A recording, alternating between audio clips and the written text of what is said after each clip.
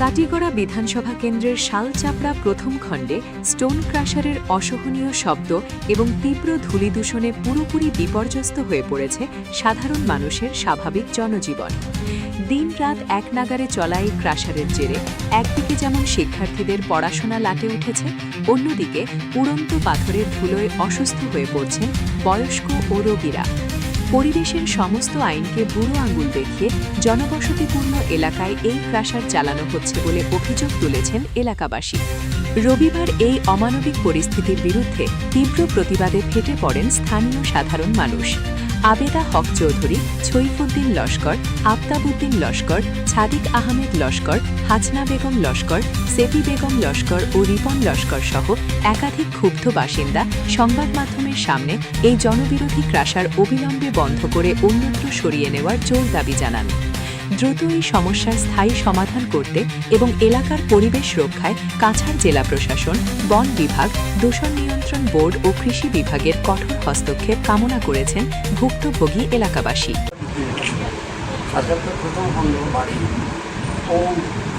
কেন একটা স্টোন আছে,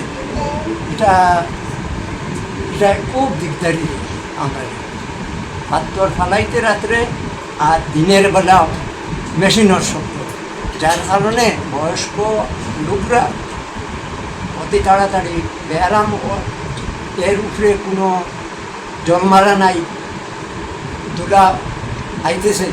আর সবচেয়ে বড় কথা দুইটা, এই রাস্তা থেকে মাত্র 40 মিটার দূরে হইল এই ক্রেশারটা।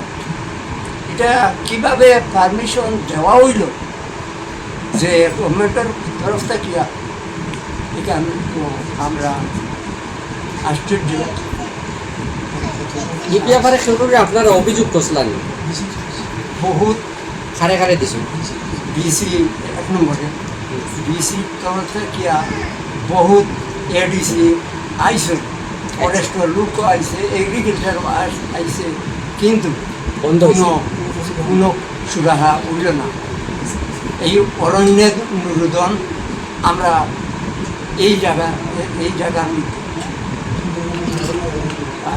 এই মেশিনটারে হয় সরাইয়া এখান থেকে দূরে নেও, গভর্নমেন্টের রুলের তখন হয়। চৌধুরী আর শালচাপড়া প্রথম খণ্ড আমার বাড়ি। হয়তো দীর্ঘ কয়েক বছর থাকিয়া এই স্টোন ক্রাশার ইউনিট নিয়ে আমরা খুব বেশি ভুক্তভোগী, আমরা খুব বেশি যন্ত্রণা হইয়া বারবারও আমরা প্রশাসনের কাছে গেছি, প্রশাসন আইসেন এটা বন্ধ করে দেওয়া যায়, কিন্তু তারা এতে কিচ্ছু মানুষ না, খালি মেশিন চালায় এতে গিয়া আমার ঘর দুয়ারিটা এমনি ভাঙিয়ে যায়। তো অবশেষে দেখা যায় আর কোনো উপায় নাই, অত বড় সম্মানিত স্যার তারা আনিয়া তারার কথাও যখন তাই মানুষ না, তারা তো বন্ধ করে দেওয়া যায় না, আমরা রয়েছি। তো মানুষ না তখন আর উপায় নাই দেখে অসহায় নিরুপায় নিয়ে গিয়ে আইনের আশ্রয় নিয়েছে। আইনের উপরে আমার বিশ্বাস আছে, আইন থেকে একদিন আমি জাস্টিসটা পাইমো যে তাই সেমনি কেন মেশিনটা চালায় আমরা অত দুঃখ কষ্ট খান দিবার তাহলে সেই ইহটা দিল কিতার লাগিন দেন, তার নিহত কিতা, তার উদ্দেশ্য কিতা, শব্দই মানে এত অবস্থা খারাপ আর কি। এখন আমি কিন্তু একজন স্কুলের টিচার, আমি এলপি স্কুলের টিচার। আমি রাত্রে সারা রাত তুলে আমার ঘুম হয়, দিন হলে আমি যখন স্কুলে যাই আমার পক্ষে স্কুলে বাচ্চার পড়ানি সম্ভব না। আমি অনেক সময় বাচ্চারা সামনে আমি অনেক লজ্জিত হই, কিন্তু আমার তো ডিউটি আমি ছাড়তে পারতাম না। আমি স্কুল চালাইয়া যাই বর্তমান পর্যন্ত। এখন তো সেন্সাসের ডিউটি 2 জন স্যারকে লাগিয়ে আমার আমি স্কুল ডিউটি করি।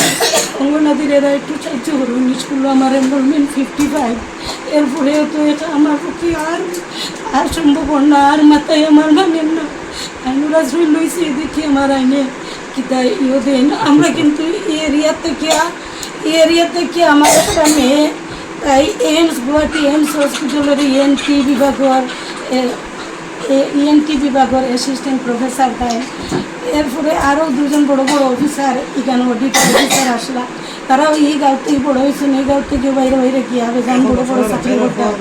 এবং তারার উদ্দেশ্য কিতা যেন আমরা তো মারামারি করা কোনোদিন শিখছি না, আমরা তো মারামারি যে যাইতাম এখানে লাঠি ছোটা হইয়ে কি মারামারি করতাম, এটা আমরা ধর্ম নাই।